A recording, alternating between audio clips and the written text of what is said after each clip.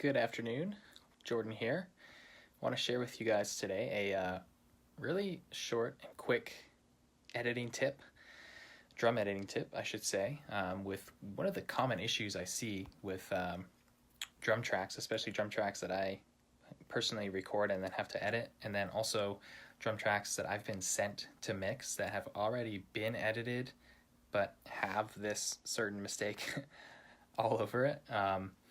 I don't know if you have experience editing drums, if you're pretty good at it, if you are just starting out, if you're not sure where to start with drum editing. Either way, drum editing is part of my free recording class over at freerecordingclass.com.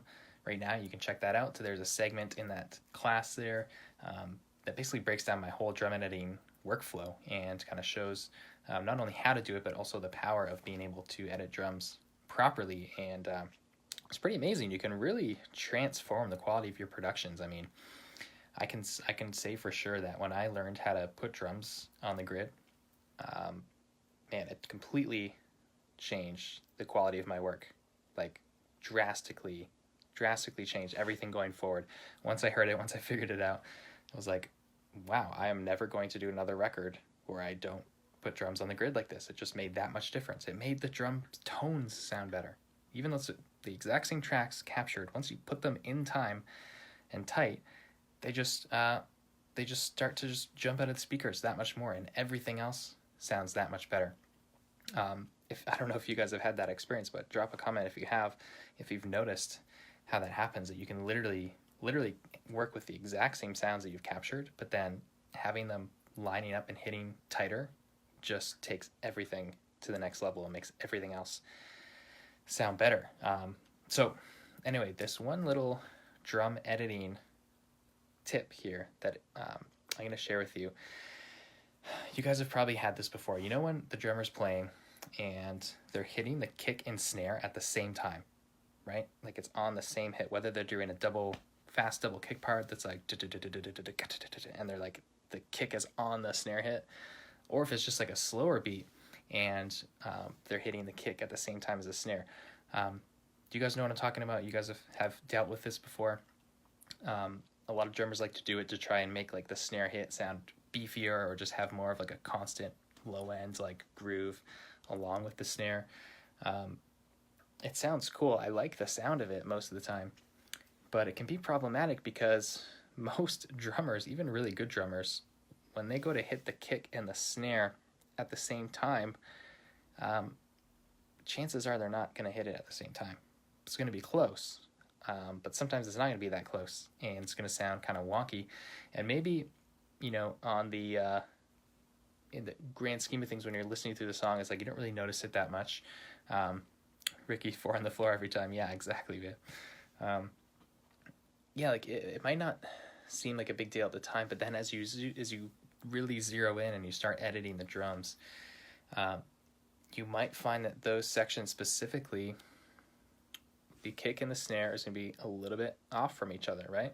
It's going to be hitting not quite at the same time. Either the kick's going to be a little bit before the snare, or the kick's going to be a little bit after the snare. So the question becomes, what do you do with editing? Do you chop them up separately from each other and move them both exactly on the grid so they both hit exactly at the same time? And if that's the case, if you do that, what do you do with the overheads? Because isn't that going to create phase issues and blah, blah? Yes, it will. So you don't need to do that. So then which one do you put on the grid, right? If your kick and snare are supposed to be hitting at the same time, but they're slightly off, even just a few milliseconds, which one do you do? Well, I'm just going to give you the answer. Here's what I've discovered. You always want to favor the snare, okay? Put the snare on the bar line, not the kick, okay? It's going to sound way better. And in fact, if you do this, if you follow that rule when you're editing drums, then you can actually leave quite a bit of difference.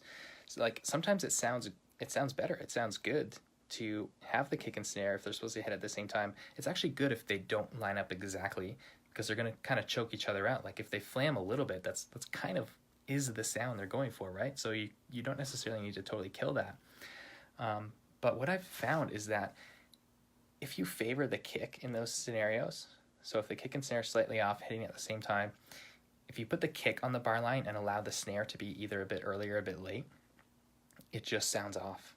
It sounds out of time. There's just no way around it. I've edited hundreds of drum tracks. It just doesn't sound good. But if you put the snare on the bar line and allow the kick to be a little bit early or late, it works. It doesn't screw up the timing at all, and it sounds great. And it's going to keep your edit sounding nice and tight. All right. I can't tell you how many times I've edited drums and people have, mixed drums and people have edited them the other way, where they favor the kick and they put the kick on the bar line and allow the snare to be a bit early or late, and it just doesn't feel good. It feels off. I don't know what it is about our ears. I suspect that it's just that it's a higher frequency mid-range cut through. It's like our ears just hear that easier, and so we gravitate towards it more, and so that's what we're judging the timing on more so than the kick in those scenarios. But whatever it is, it just is a fact. I can state it pretty confidently as a fact. So that's just a little drum editing tidbit from you. I know that you guys probably have run into or will run into that problem where the kick and snare are flaming, hitting at the same time. So just remember this. Always favor the snare. Always put the snare on the bar line. It's okay to leave the kick a little bit off if it's, at the same time like that. So that is one little tip that's going to make your drum editing sound a little bit tighter. All right, so hopefully that helps, guys. If you want to go deeper into drum editing, and in fact, if you're really serious about this stuff and you want to learn more about not just drum editing, but recording, getting it right at the source, and then also mixing and actually learn it in a way that makes your tracks sound better, like immediately, and not just a bunch of info that actually makes no difference to the sound of your records at all. If that's you, then I want you to go over to freerecordingclass.com if you're interested in getting a deep dive into some major mixing, editing, and recording tips that are going to make a big difference for you. I think you're really going to enjoy that class. So freerecordingclass.com, you can see when the next session is there. But regardless, next time you're editing your drums, remember, favor the snare, put the snare on the bar line. If stuff is flaming, hitting at the same time. Also for toms, if they're doing like a tom fill or a tom build, and again, if they're hitting like the tom and snare at the same time, and chances are they're not going to actually be hitting at the exact same time. There's going to be a little variance. So what do you do there? You have to line it up on the snare. Let the toms and let the kick be the ones that are off. Even hi-hat, man, even if you're hitting hi-hat and snare on the same beat, favor the snare, okay? Trust me, it's going to sound tighter. It's going to be good, and you won't have to individually chop up tracks and try to stack it all and line it up at the same time. You just have to favor the snare in those cases. All right? So, again, if you want to dive deeper on this stuff, freerecordingclass.com.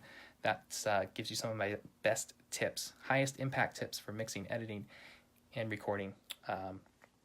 Otherwise, hope you have a good day, guys, and hope this little editing tip makes your production sound better. All right, take care.